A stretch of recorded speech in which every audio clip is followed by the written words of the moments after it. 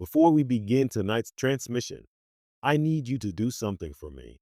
Hit that subscribe button, not for me, for the people whose stories will never make it into any official record, the ones who gave everything and got nothing but a redacted file and a closed casket. This channel exists because someone needs to remember what really happened.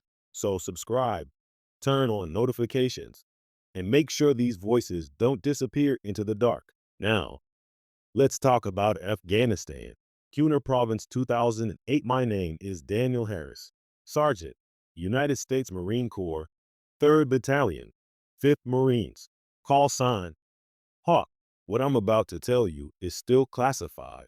17 years later, it's still buried under layers of secrecy, false reports, and carefully constructed lies. But I was there. I saw what happened to Reaper Squad, and I've carried their dog tags and their truth long enough. It started on October 9, 2008. We were operating out of Forward Operating Base Viper, a dusty collection of HESCO barriers and plywood structures clinging to the side of a valley in northeastern Afghanistan.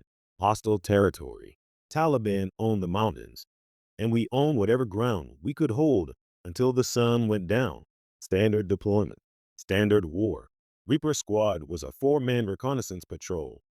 Corporal Marcus Reed, Lance Corporal Jimmy Tate, Private First Class Aaron Stone, and Private Chris Valdez.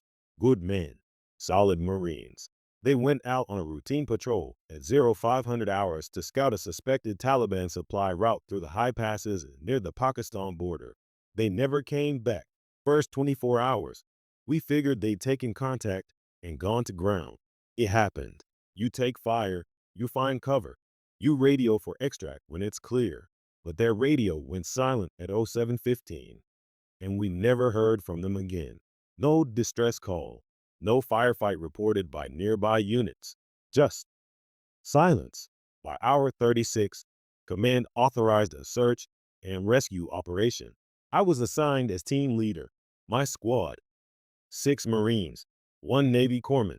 Standard loadout, 3 days of supplies. Our mission was simple. Follow Reaper's planned route, locate the missing men, and bring them home. We moved out at dawn on October 11th under a sky the color of old bruises. The air was thin and cold, the kind that burns your lungs with every breath. We humped up narrow trails carved into cliff sides, our boots crunching on loose shale, weapons at the ready. Every ridge could hide a sniper, every boulder could conceal an IED. We moved carefully, scanning, communicating with hand signals, staying tight. By mid-afternoon, we reached the plateau where Reaper Squad's GPS tracker had last pinged before going offline. A wide expanse of rock and scrub brush, surrounded by jagged peaks that looked like the teeth of some ancient beast. Wind howled through the passes, carrying dust and the faint smell of something I couldn't identify, something mineral and old, like wet stone. We found their gear scattered across 100 meters of open ground, not dropped, scattered, like it had been torn off and thrown. Reed's pack was shredded, the frame bent at an impossible angle. Tate's rifle lay half buried in the dirt, the barrel twisted like someone, or something, had tried to wring it out like a wet towel. Stone's helmet sat upside down near a cluster of rocks. The chin strap snapped clean through. Valdez's body armor was there, too, ripped open from the inside. The ceramic plates cracked into pieces, but no bodies, no blood, no shell casings, no sign of a firefight. Sergeant, what the hell did this? That was Corporal Davis, my assistant team leader, standing over Reed's mangled pack. He was pale under his tan, eyes wide. I don't know, I said. And I didn't. I'd seen IEDs shred men into pieces. I'd seen RPGs turn vehicles into burning coffins. But this was something else. We searched the area for 2 hours, finding more gear, canteens, magazines, a torn map, but no trace of Reaper Squad themselves. No tracks leading away, no drag marks, nothing. Then Private Kowalski called out from the eastern edge of the plateau, "Sergeant Harris, you need to see this."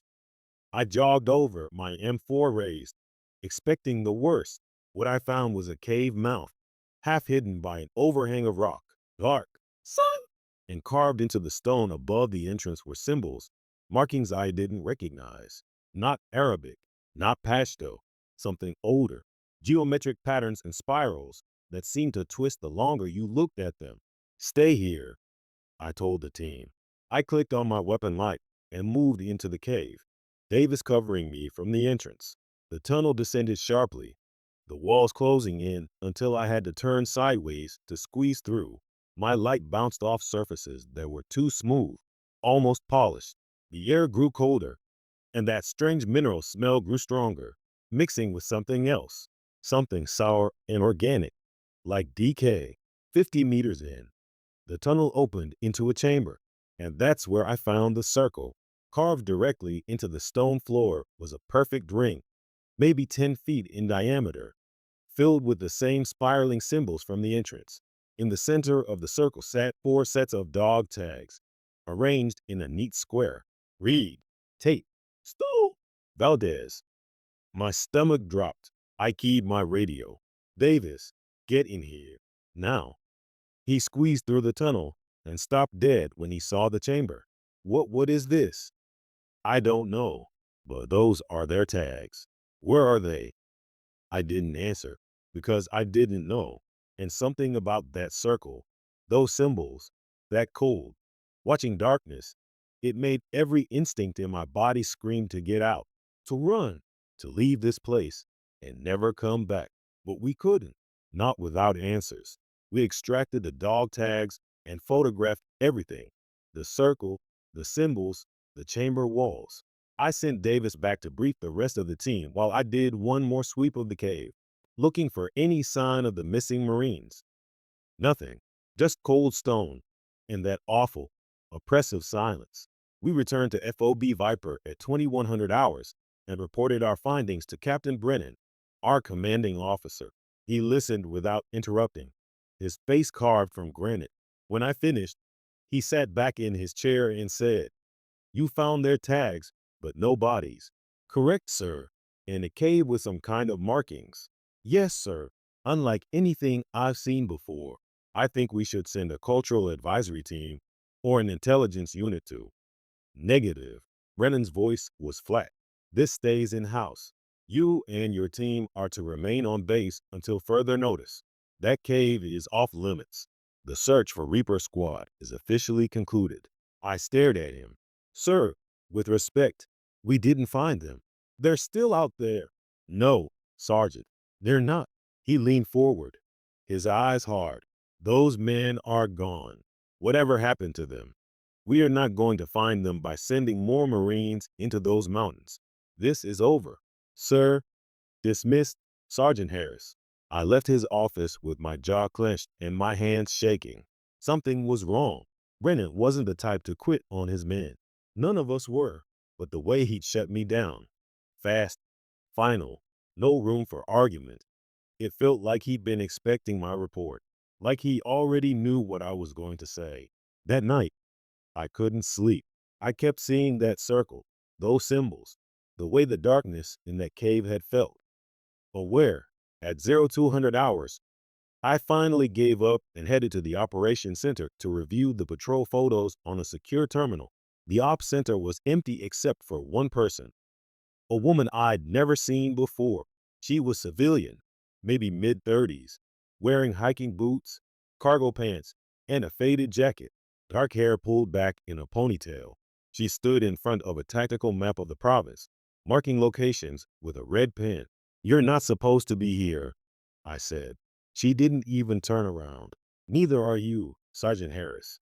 "How do you know my name?" "I know a lot of things." She capped her pen and finally looked at me. Her eyes were sharp, intelligent, and utterly without fear. "I know you found the circle. I know you took the dog tags. And I know you have no idea what you stumbled into." I felt my hand drift toward my sidearm. "Who are you?" "Someone who's been tracking these sites for a very long time." She tapped the map. 6 red circles marked locations across Kunar Province. "There are more." 7 total. The one you found was the 4th to activate. Activate, open, awaken, whatever term you prefer. She crossed her arms. Your missing Marines didn't disappear, Sergeant. They went through. Through what? The gate. I almost laughed. Almost. But the look on her face stopped me cold. She wasn't joking. She believed every word she was saying. This is insane, I said. Is it? You saw the chamber. You felt it, didn't you? That wrongness. That sense of being watched. She stepped closer. These gates are old, Sergeant. Older than Islam. Older than Christianity. Older than any empire that ever ruled this land. The people who built them knew what they were doing. They were sealing something away, something that should never be released. And you think Reaper Squad released it? I think they got too close during the dark moon, and the gate recognized them as offerings. It took them, changed them, and now they're part of what's coming through. My blood went cold. What's coming through? She turned back to the map and pointed to a village marked 30 clicks north of our position. 3 days ago, a shepherd reported that everyone in his village stopped talking. Just stopped. They stand in the square, silent, staring at nothing. More people arrive every day. They don't eat. They don't sleep. They just stand there, waiting. Waiting for what? For the dark moon to end. When it does, the gates will fully open, and everything that's been sealed for 3,000 years will pour out into this world. She met my eyes, and your friends will be leading the way. I wanted to call her crazy. I wanted to walk out and report her to Brennan, but I couldn't, because part of me, the part that had stood in that chamber and felt the weight of something ancient and hungry pressing down on me, believed her. What do we do? I asked quietly. We close the gates before it's too late. She pulled a folded paper from her jacket and handed it to me. This is the location of the nearest one, 15 clicks east, in a cave system the locals call the Mouth of Shadows. If what I think is happening is actually happening, you'll find more than just symbols there. I can't just leave the base. Brennan ordered me to. Brennan knows. Her voice was cold. He's known for weeks. Orders came down from higher up the chain, way higher, to observe but not interfere. They want to see what happens. They want data.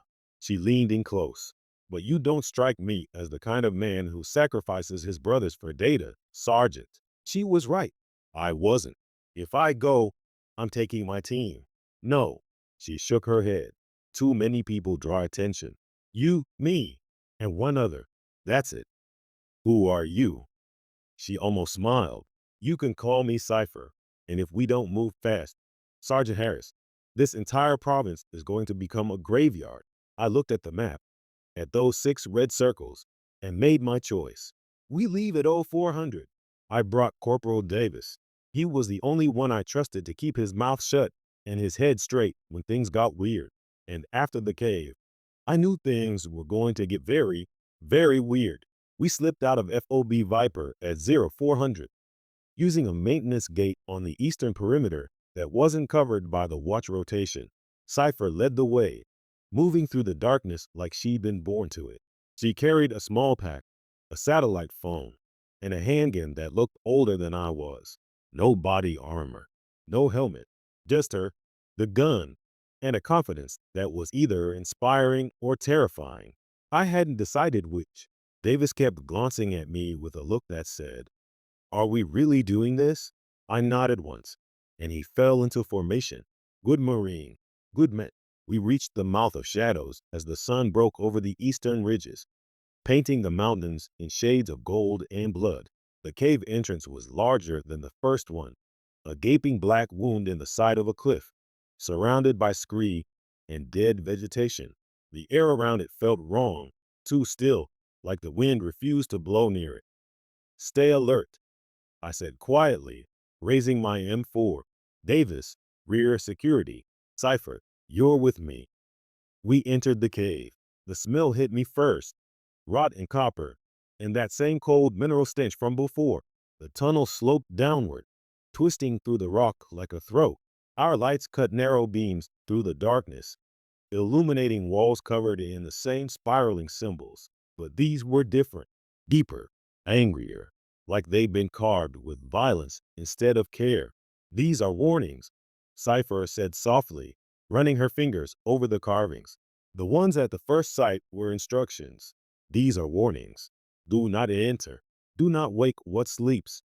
Too late for that, Davis muttered. We pressed deeper. The temperature dropped with every step, our breath misting in the beams of our lights. I could hear something now, a low, rhythmic sound, like breathing, slow and wet and impossibly deep. Then the tunnel opened into another chamber, and we found them. 6 figures stood in a circle around another carved ring, identical to the first. They didn't move, didn't react to our lights. They just stood. They were pale, bone white, like something that had lived underground for years. Their skin was smooth, waxy, almost translucent. I could see veins beneath the surface, black and thick, crawling under their flesh like worms. Their eyes were open, but there was nothing behind them. No thought, no recognition, just emptiness. One of them was wearing the shredded remains of a USMC uniform. Stone, I whispered. Private First Class Aaron Stone, one of Reaper's squad. He stood perfectly still, his head tilted at an unnatural angle, his mouth hanging slightly open. No breath, no pulse, but standing. Oh, God, Davis said, raising his rifle. Sergeant, what? Don't shoot, Cypher said sharply. Not yet. Why the hell not? Because they're not dead. Not entirely. They're changed, bound to the gate. If you kill them, the gate might interpret it as an attack and accelerate the process. What process? The opening. I stepped closer to Stone, my weapon trained on his chest. Stone, Aaron, can you hear me? Nothing. His eyes didn't move, didn't blink. Then, all at once, all 6 figures turned their heads toward me. Not smoothly, not naturally. They just snapped their heads in my direction, fast and synchronized, like puppets jerked on the same string. And they spoke, not with their mouths, with the air itself, a voice that came from everywhere and nowhere, layered and wrong, like 100 voices trying to speak as one. The gate is open. The blood is given. The watch is broken. Jesus Christ. Davis breathed. I keyed my radio, trying to reach FOB Viper. Static. Dead air. Whatever was in this cave. It was jamming our signal. We need to leave, I said. Now. But Cypher wasn't moving. She was staring at the circle, at the symbols, her face pale but focused. No, not yet. I need to document this. If we leave now, we'll have nothing to prove what's happening. We have Stone. A body won't be enough. They'll classify him as KIA and bury the truth. She pulled out a small camera and started taking pictures, the flash cutting through the darkness like lightning. We need evidence. All of it. The figures began to move, slowly at first, one step, then another, closing the distance between us and them with the smooth, inevitable motion of a tide. Their arms hung at their sides, fingers twitching, their mouths opened wider. And that voice came again, louder now, echoing through the chamber. The gate is open. The gate is open. The gate is open. Cypher, we're leaving. I grabbed her arm and hauled her backward toward the tunnel. Davis was already moving, his rifle trained on the advancing figures. Wait, she shouted. I need to. One of them lunged. Fast. Too fast. It crossed 10 feet in the blink of an eye and slammed into Davis, driving him into the wall. He screamed, and I fired. 3 rounds center mass. The figure staggered, but didn't fall. Black ichor oozed from the wounds, thick and wrong, and it kept coming. Davis shoved it off and scrambled backward, blood streaming from a gash across his forehead. Go! Go! We ran. The tunnel seemed longer on the way out, twisting and narrowing as those things poured after us, their footsteps echoing like a drumbeat. I could hear them behind us, dozens of them now, more than had been in the chamber, spilling out of cracks in the walls like insects. We burst out of the cave into blinding sunlight and didn't stop running until we were 100 meters down the slope. I spun around, weapon raised, expecting them to follow. But they didn't. They stood at the mouth of the cave, a wall of pale, twitching bodies, watching us, silent, waiting. Then they turned and walked back into the darkness. What the hell was that? Davis gasped, leaning against a boulder, blood dripping down his face. Cypher was already on her satellite phone. That was a breach, a partial opening. And if we don't stop it, there will be more. We made it back to FOB Viper by noon. Davis got patched up by the corpsman, 12 stitches and a concussion, but he refused to stand down. He wanted answers as much as I did. Cypher disappeared into the operations center with her photos and her satellite phone, and I didn't see her for 6 hours. When she finally emerged, she looked 10 years older. They're sending a team, she said quietly, pulling me aside. DOD, CIA, people who specialize in situations like this. Situations like what? Demon caves and zombie marines. She didn't smile. You're not far off. That night, 3 Blackhawks touched down outside the wire. No markings, no identification. Just silent men in black fatigues with no name tapes, carrying equipment I didn't recognize. They set up a command post in one of the storage buildings, kicked everyone else out, and locked the doors. Captain Brennan called me to his office at 2200 hours. When I entered, there were 2 of the black-clad men standing behind him. One was older, maybe 50, with gray hair and eyes like chips of ice. The other was younger, lean and wiry, with a face that gave nothing away. Sergeant Harris, Brennan said. His voice was tight. This is Colonel Mercer and Agent North. They'll be taking over operations in this sector effective immediately. Taking over what, sir? Mercer stepped forward. The containment and neutralization of hostile entities emerging from prehistorical sites in this region. Your encounter at the mouth of shadows has been logged. You and Corporal Davis are being reassigned to Task Force Blackston for the duration of this operation. Task Force what? You don't need to know the details, Sergeant. You need to follow orders. Mercer's voice was clipped, military, but there was something underneath it, something that sounded like fear. These gates, as your civilian contact calls them, are opening faster than anticipated. We have reports of similar activity at 4 additional sites within a 50-click radius. Villages are going dark. Patrols are disappearing, and the phenomenon is spreading. What is it? I asked. What's coming through those gates? Mercer and North exchanged a glance. North spoke for the first time, his voice soft and deliberate. Something old, something hungry, something that was locked away for a reason. That's not an answer. It's the only one you're going to get. Mercer pulled a folder from his jacket and dropped it on Brennan's desk. This contains your new operational parameters. You'll be embedded with a specialist team led by a local asset who understands the ritual mechanics of the sealing process. Your job is to provide security and tactical support while they work. You leave at 0600. And if I refuse, Mercer's eyes went cold. Then you'll be detained under the National Security Act and held in isolation until this situation is resolved. Your choice, Sergeant. I looked at Brennan. He wouldn't meet my eyes. I took the folder. I'll do it, but I want answers when this is over. If we're all still alive when this is over, North said quietly, you'll get them. We left at dawn with a 12-man team. Me, Davis, 4 Marines I didn't know, 3 of Mercer's Black Ops specialists, Cypher, and an old man who introduced himself only as Rahman. Rahman was local, Afghan, maybe 70 years old, with a face like weathered leather and eyes that had seen too much. He spoke English with a thick accent and carried a leather satchel filled with items I didn't recognize. Carved stones, bundles of dried herbs, vials of dark liquid. He's the keeper, Cypher explained as we loaded into the trucks. One of the last. His family has guarded knowledge of the gates for generations, and he knows how to close them. He knows how to seal them, temporarily, but the seals only hold during the light of the moon. Once the dark moon ends, she trailed off. How long do we have? 3 days. 3 days to close 7 gates. It was impossible, but we had to try.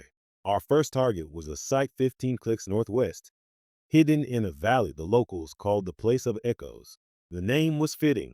Every sound we made, footsteps, voices, the rattle of gear, came back to us distorted, layered, wrong.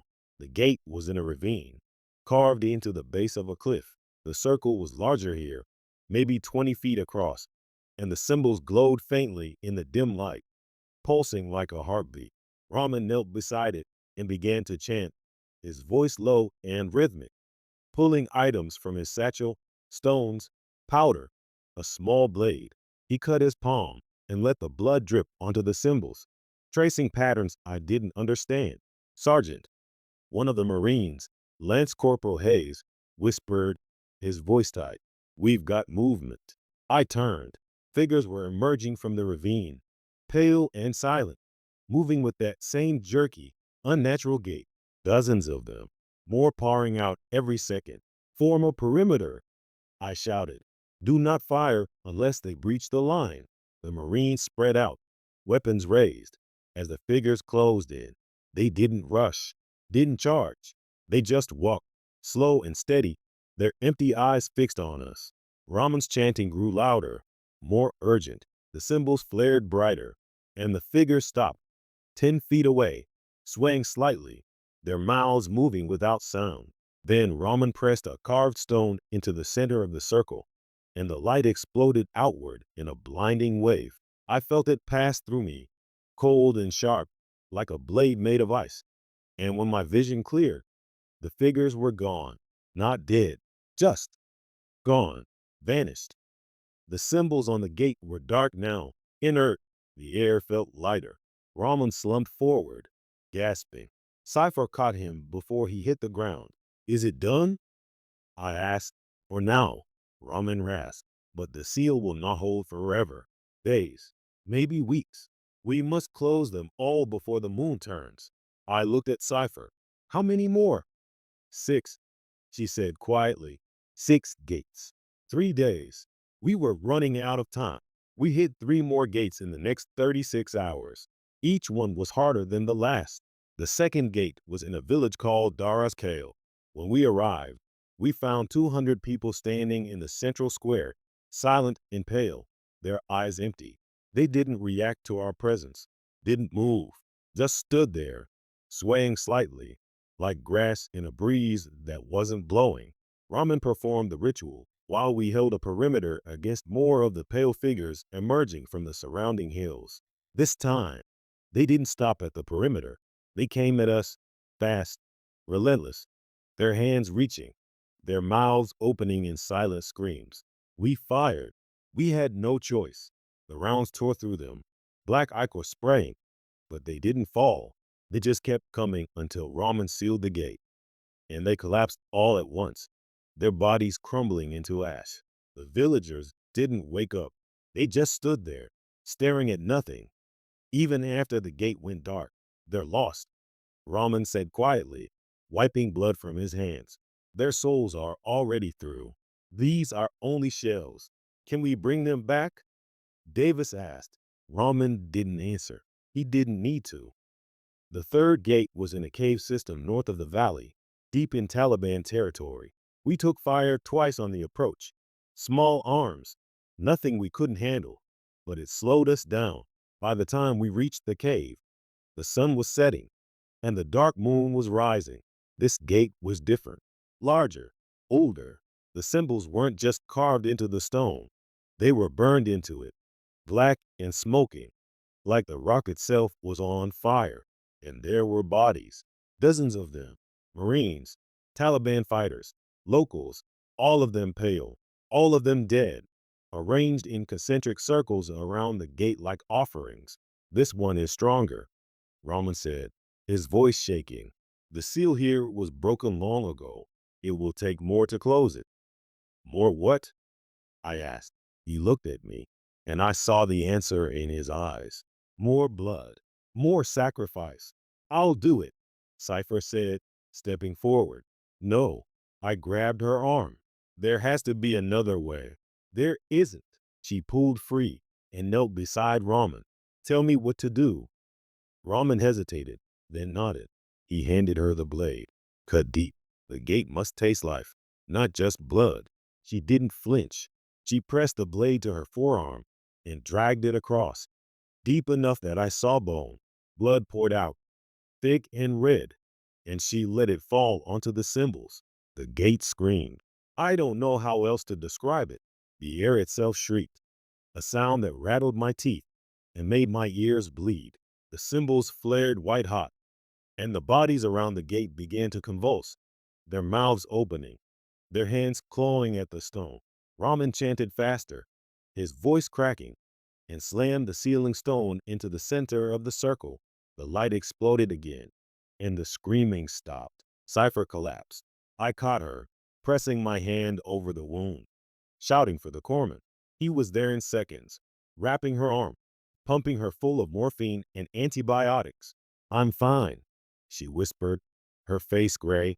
Just get me out of here. We carried her back to the trucks and loaded up. As we pulled away, I looked back at the cave. The bodies were still there, crumbled and broken, but the gate was dark. 3 down, 4 to go. The fourth gate nearly killed us all. It was in the mountains near the Pakistan border, hidden in a monastery that had been abandoned for centuries. The walls were covered in murals, faded images of robed figures battling creatures with too many limbs, too many eyes, too many mouths. The gate was in the center of the main hall, surrounded by stone pillars carved with prayers. But the prayers hadn't worked. The gate was already open, wide open, a swirling black void in the floor. And things were coming through, not the pale figures, something worse. They were tall, 7, maybe 8 feet, with bodies that looked like they'd been stitched together from parts that didn't belong.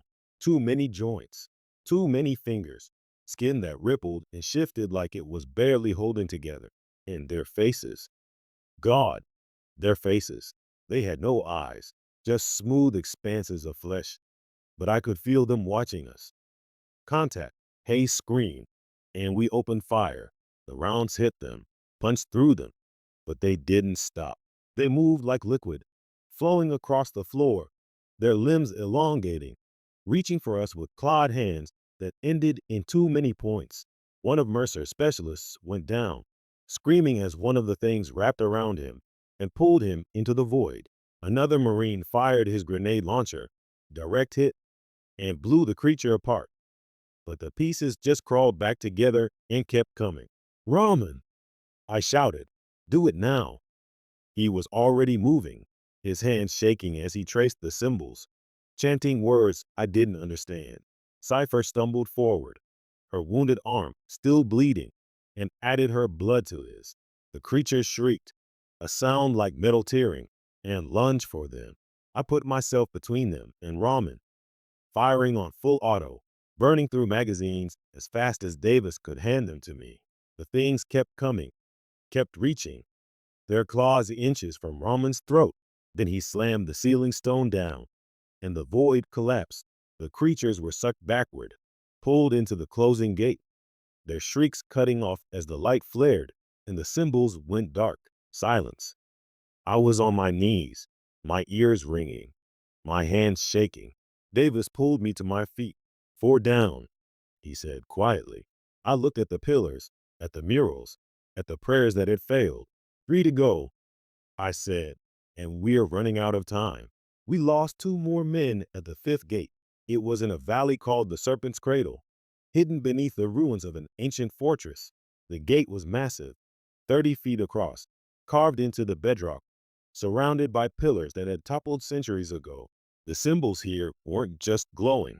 They were moving, crawling across the stone like living things, rearranging themselves into patterns that hurt to look at. And the dead were waiting for us. Not the pale figures, not the stitched together monsters. These were worse. They looked like people. They moved like people. But when you got close, you could see the wrongness, the way their joints bent backward, the way their skin hung loose like clothing, the way their eyes were just black pits that reflected nothing. And they spoke, not in the layered, alien voice of the gate, in the voices of the men we'd lost. Hawk. One of them said, and I froze, because it was Marcus Reed's voice. Corporal Reed, from Reaper Squad, one of the men we'd come here to find. Hawk, why did you leave us? I raised my weapon, my hands shaking. The thing wearing Reed's voice stepped closer, its head tilted at that same unnatural angle. We were waiting for you. We called for you, but you didn't come. You're not Reed, I said, my voice cracking. Aren't I? It smiled, and its mouth opened too wide, stretching from ear to ear, filled with too many teeth. I remember everything, Hawk. I remember the cold, the dark, the way the gate tasted when it swallowed us. Do you want to know what it feels like to die and keep walking? Light them up, I shouted, and we opened fire. The thing scattered, moving faster than anything human should move, and we lost Hayes first, grabbed from behind, his scream cutting off as one of them tore his throat out with its bare hands. Then Private Ungwing went down, swarmed by three of them, dragged into the darkness before we could reach him. Rahman was chanting, his voice hoarse, blood pouring from his nose and ears. The strain of sealing so many gates was killing him, but he didn't stop. He couldn't. Cypher was on her knees beside him, adding her blood to the ritual, her face pale as a ghost. Davis and I held the perimeter, firing until our barrels glowed red, until the air was thick with smoke and the stench of burned flesh. Then the gate pulsed, and everything stopped. The creatures froze mid-step, their bodies twitching, their mouths hanging open. The symbols flared, brighter than the sun, and Raman pressed the sealing stone into the center of the gate. The light consumed everything. When it faded, the creatures were gone. The gate was dark, and Hayes and Ongwain were just bodies, human again, empty.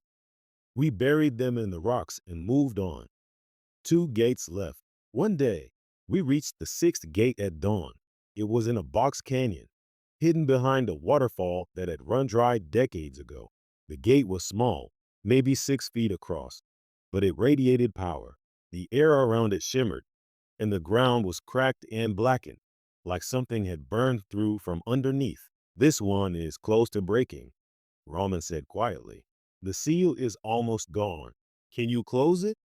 I asked. He nodded. But it will take everything I have left. Then let's do it. We set up a perimeter, but nothing came. No creatures, no pale figures, just silence. Too much silence. Raman began the ritual, and that's when we heard it. A voice echoing from the gate, not the alien, layered voice, a human voice. Help me. I turned, my weapon raised, and saw a figure standing in the mouth of the gate, a Marine, uniform torn, face covered in dirt, but alive. It was Chris Valdez, Private Valdez, the last member of Reaper Squad. Valdez, I whispered. He stumbled forward, his eyes wide, his hands reaching. Hawk, please. I'm still here. I'm still me. Help me. Sergeant, don't. Davis said, grabbing my arm. It's a trick. I'm not a trick. Valdez screamed, tears streaming down his face. I'm still here. The gate. It took me, but I fought it. I'm still me. Hawk, please, don't leave me again. I looked at Roman. Is it possible? Can someone survive the gate? Roman's face was grim. The body can survive, but the soul. He shook his head. The soul is already gone. I'm right here, Valdez sobbed. I'm right here. Don't let them seal it. Don't trap me in the dark again. I raised my rifle, my hands shaking. Valdez, if you're really in there, tell me something only you would know. Something from before the patrol. He stared at me, his face twisting. What? Tell me. Prove you're you.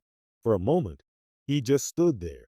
Then his face went blank, and his mouth stretched into that too wide smile. I can't, he said in a voice that wasn't his, because he's not here anymore. He's part of us now, and soon you will be too. I pulled the trigger. The round hit him center mass, and he collapsed. The body crumbled into ash before it hit the ground. Raman sealed the gate, and I stood there, staring at the spot where Valdez had been, feeling something inside me break. One more, Cypher said quietly. One more gate, and it was the worst one yet. The seventh gate wasn't on the map. We only found it because Rahman told us where to look, at the summit of Mount Sikaram, the highest peak in the region, a place so remote and hostile that even the Taliban avoided it. The source, Rahman said, his voice barely a whisper. He was dying. We all knew it. The rituals had taken too much from him, his blood, his strength, his life, but he insisted on coming. All the other gates are connected to this one. If we seal it, the others will hold. If we fail, he didn't need to finish. We knew what would happen. We left FOB Viper at midnight with a skeleton crew. Me, Davis, Cypher, Rahman, and two of Mercer's specialists, Agent North and a man called Rook. 6 people to climb a mountain and close a gate that should have stayed sealed forever. The climb took 8 hours. The air grew thinner with every step, the cold biting through our gear, the wind howling like something alive. By the time we reached the summit, my lungs were burning and my legs felt like lead. But we didn't stop. We couldn't. The gate was there, waiting for us. It wasn't carved into the stone. It was the stone. The entire summit, a flat expanse of black rock maybe 50 meters across, was one massive gate, covered in symbols that glowed with a sickly green light. And in the center, rising from the rock like a tumor, was a structure, a temple. It was old, older than anything I'd ever seen. The walls were cracked and crumbling, covered in the same spiraling symbols, and the air around it pulsed with energy that made my skin crawl. This is it, Rahman said, staring at the temple, the prison, the first gate, the one built to hold them all.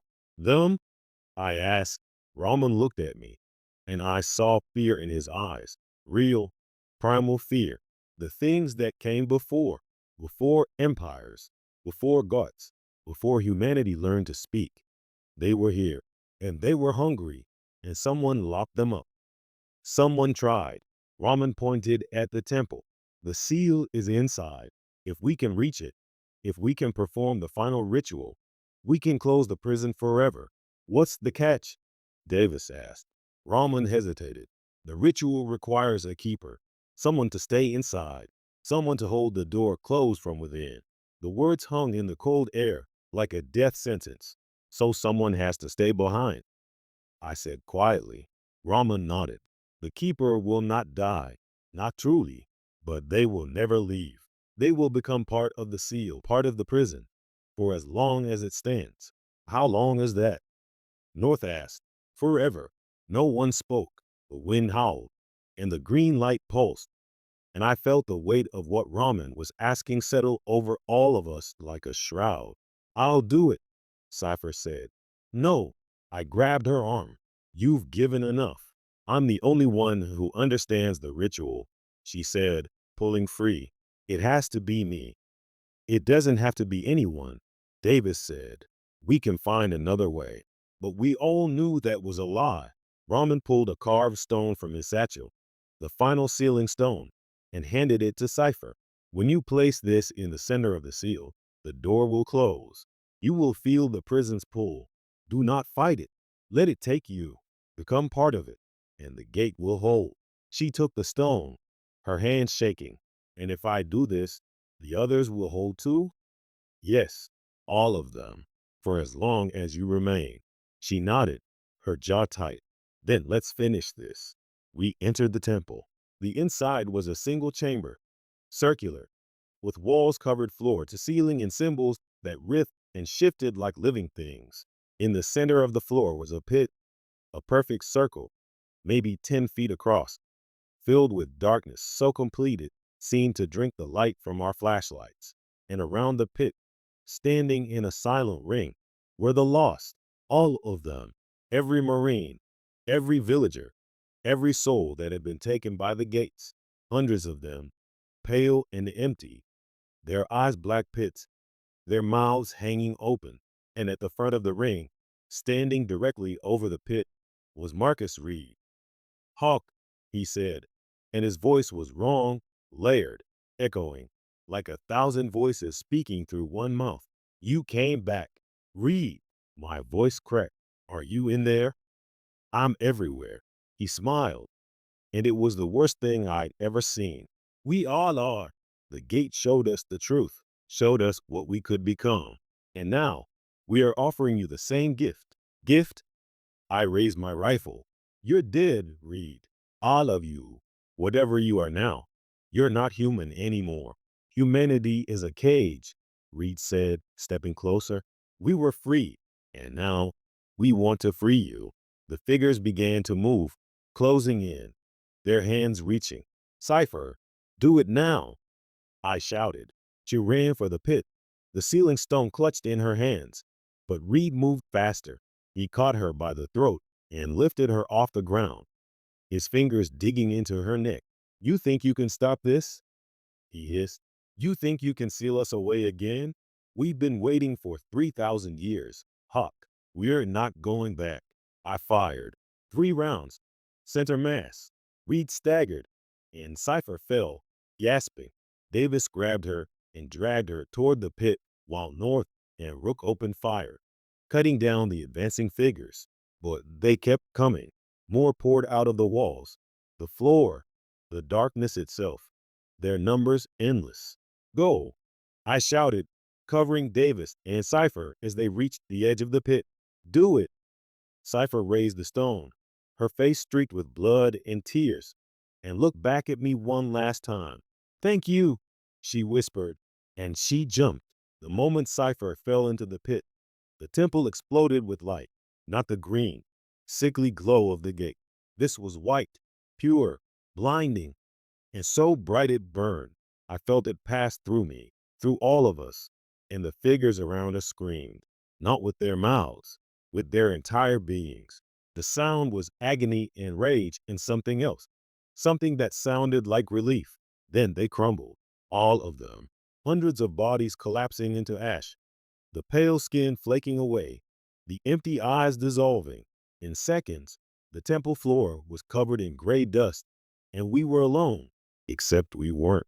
From the pit came a voice, Cypher's voice, but it was layered now, echoing, like the gate itself was speaking through her. The seal is placed. The prison is closed. The keeper stands watch. Cypher. I ran to the edge of the pit and looked down. She was there, standing in the darkness, her body glowing faintly with that same white light. She looked up at me, and for a moment, just a moment, I saw her, the real her, the woman who'd risked everything to stop this. She smiled. Go, Hawk. It's done. We're not leaving you here. You don't have a choice. Her voice was sad but steady. This is what I came here to do. What I was always going to do. Now go, before the mountain collapses. The ground shook, cracks spread across the temple walls, and chunks of stone began to fall from the ceiling. Sergeant, we need to move, Davis shouted, pulling at my arm. I stared down at Cypher, at the woman who'd saved us all, and felt something break inside me. I'm sorry. Don't be, she said. You gave me a reason to matter. Now go. The temple groaned, and the floor tilted. I turned and ran. We made it out with seconds to spare. The summit collapsed behind us, the entire peak caving in on itself. The temple and the pit and Cypher all swallowed by the mountain. Dust and debris filled the air, and the ground shook so violently I thought we were going to fall, but we didn't. We made it down the slope, stumbling and sliding, until the shaking stopped and the air cleared. When I looked back, the summit was gone, just a smoking crater where the temple had been. Is it over? Davis asked, his voice hoarse. I didn't answer. I didn't know. It took us 2 days to get back to FOB Viper. When we arrived, Mercer and his team were waiting. The gates are sealed, Mercer said. It wasn't a question. Yes, I said, all of them. And the keeper? She's still there, holding it closed. Mercer nodded slowly. Then it's done. No, I said, stepping closer. It's not done. I want answers. I want to know what the hell those things were. I want to know why the military knew about them and did nothing. I want to know why good people had to die to clean up a mess that should never have been made. Mercer met my eyes, and for the first time, I saw something human in them, something that looked like guilt. "You're right," he said quietly. "You deserve answers, but you're not going to get them. This operation is classified at the highest level. What happened here, what you saw, what you did, it doesn't exist. It never happened. That's not good enough. It's all you're going to get." He pulled a folder from his jacket and handed it to me. "You and Corporal Davis are being reassigned stateside. Honorable discharges with full benefits, commendations for valor, and non-disclosure agreements that will put you in federal prison if you ever speak about this." I stared at the folder, my hands shaking. "And Reaper Squad? What happens to them?" "They're listed as KIA, killed in action during a Taliban ambush. Their families will receive the appropriate notifications and benefits." "That's a lie." "Yes," Mercer said. "It is. But it's the lie that keeps the world from panicking. It's the lie that keeps people safe. People like you mean." He didn't answer. I took the folder, my jaw clenched. "What about Cypher?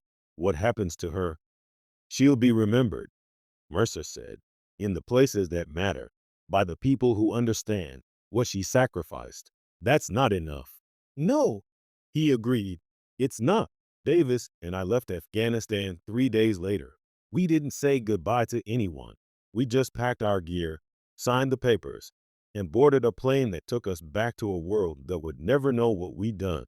I spent the next year trying to forget, trying to move on, trying to live a normal life. But I couldn't, because every night I dreamed of that pit, of Cypher standing in the darkness, holding the door closed while the things on the other side screamed and clawed and tried to break through. And I knew, no matter what Mercer said, no matter what the files claimed, that it wasn't over. The gates were sealed, but seals could break. And when they did, there would be no one left to stop it. So I'm telling this story now, 17 years later, because someone needs to know. Someone needs to remember. Reaper Squad didn't die in a Taliban ambush. They were taken by something ancient and evil, something that should have stayed buried. And a woman named Cypher gave everything to keep the world safe from it. If you're listening to this, if you're out there in the dark, wondering if the stories are true, they are. Every word. And if you ever find yourself near Kunar Province, near the mountains where the gates are sealed, stay away. Don't go into the caves. Don't follow the symbols, because some doors were meant to stay closed, and some sacrifices should never be forgotten. I thought that would be the end of it. I really did. After I was discharged, I tried to build a normal life, got a job as a security consultant, bought a house in a quiet suburb, went to therapy, though I could never tell my therapist the truth, just talked around it. PTSD, survivor's guilt, the usual wounds that soldiers bring home.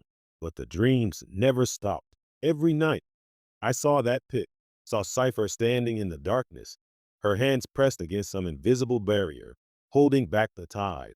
And every night, I heard the voices, the layered, alien voices of the things on the other side, whispering promises and threats in languages I didn't understand. 3 years after I left Afghanistan, I got a package. No return address. No note. Just a small wooden box, wrapped in plain brown paper. Inside was a piece of stone, carved with the same spiraling symbols I'd seen in the caves. And underneath it, a single word scratched into the wood. Remember. I knew what it meant. Someone, Mercer, maybe, or one of the others who'd been there, was reminding me that the story wasn't over, that the gates were still sealed. Yes, but seals could weaken, could break. That cipher was still down there, holding the door, and that someone needed to keep watch. I started researching, quietly, carefully, using contacts from my old life, pulling strings, calling in favors. I found reports, buried deep, classified beyond classified, of similar events, not just in Afghanistan, all over the world. A village in Siberia where everyone stopped speaking and walked into the forest, never to be seen again. A mining town in Chile where the workers dug too deep and found something that shouldn't exist. An island in the Pacific where an entire research station went silent. And when the rescue team arrived, They found only empty buildings and symbols carved into every surface. The gates weren't unique. They were everywhere. And the people in charge, the ones like Mercer, they weren't trying to stop it. They were studying it, cataloging it, waiting for what I didn't know. But I had a feeling I wouldn't like the answer. 5 years after Afghanistan, I got a call. It was Davis. I hadn't spoken to him since we'd been discharged. We both agreed it was safer that way. Less chance of accidentally saying something we shouldn't. Less chance of ending up in a black site somewhere. But when I saw his name on my phone, I knew something was wrong. Hawk, he said when I answered, his voice tight. We need to talk. In person. Where? He gave me an address. A diner in the middle of nowhere, 3 states away. Come alone. Don't tell anyone. What's going on? Just come. Please. I went. Davis looked older than I remembered. Thinner. Haunted. He was sitting in a back booth when I arrived. A cup of coffee in front of him that he wasn't drinking. What's this about? I asked, sliding into the seat across from him. He pulled a folder from his jacket and slid it across the table. I've been tracking the seismic activity in Kunar Province. There's been an increase over the past 6 months. Small tremors, nothing major, but the pattern. He opened the folder. Inside were graphs, charts, satellite images, and in the center, a photo of Mount Sikaram, or what was left of it. The crater where the temple had collapsed was glowing, faintly, but unmistakably, the same sickly green light we'd seen in the gates. It's weakening, Davis said quietly. The seal, it's starting to break. My blood went cold. How long? I don't know. Months, maybe less. We need to tell someone. Mercer, the DOD, someone who can. No, Davis shook his head. I tried. I reached out to Mercer's people, and they told me to stand down, said the situation was under control. But Hawk, I don't think they're planning to stop it. I think they're planning to let it happen. Why would they do that? Because they want to see what comes out. He leaned forward, his eyes burning. They want to study it, weaponize it, use it. I stared at him, my mind reeling.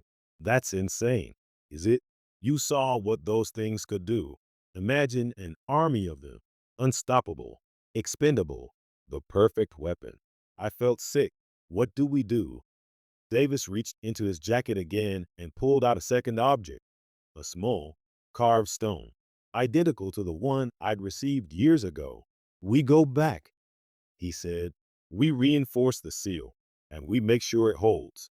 Davis, we don't even know if the ritual will work again. Raman's dead. Cypher's gone. We don't have. I found someone, he interrupted. Someone who knows the ritual. Someone who can teach us. Who? He slid a photo across the table. It showed an old woman, maybe 80, standing in front of a temple in Nepal. Her name is Anjali, Davis said. She's one of the last keepers. Her family has been guarding a gate in the Himalayas for generations. She knows the ritual, and she's willing to help. I looked at the photo, at the old woman's eyes, and saw the same fierce determination I'd seen in Raman. When do we leave? Tomorrow. I'm recording this now, before we go, because I don't know if we're coming back. If you're listening to this, if you're out there wondering what happened to us, this is the truth. The gates are real. The things behind them are real, and the people in power know about them. They've always known, but they don't care. Not about the cost, not about the sacrifices, not about the lives lost. They only care about control. So Davis and I are going back. Back to Kunar Province, back to the mountain, back to the pit where Cypher is still standing watch, holding the door against the dark. We're going to reinforce the seal. We're going to make sure it holds. And if it costs us everything, if we have to become keepers ourselves, trapped in that darkness for the rest of eternity, then so be it. Because some doors were meant to stay closed, some prisons were meant to hold, and some sacrifices are worth making. If we fail, if the seal breaks and the gates open, you'll know. You'll see it on the news. Strange disappearances, entire towns going silent, people standing in the streets with empty eyes. When that happens, run. Get as far away as you can. Don't try to fight. Don't try to understand. Just run. And remember that there were people who tried to stop it, people who gave everything to keep the world safe. Remember Reaper Squad. Remember Cypher. Remember the keepers who stood watch in the dark. And if you ever find yourself near one of those gates, near one of those caves with the spiraling symbols carved into stone, turn around, walk away, and don't ever look back. This is Sergeant Daniel Hawk Harris signing off. If you're still with me, if you've listened to this entire story, thank you. Hit that subscribe button. Share this video.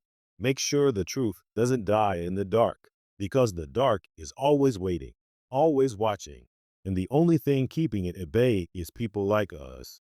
Standing guard. Stay safe out there. And remember, some doors should never be opened. Every sacrifice remembered. Every truth preserved. The gates are sealed. For now, don't forget to subscribe.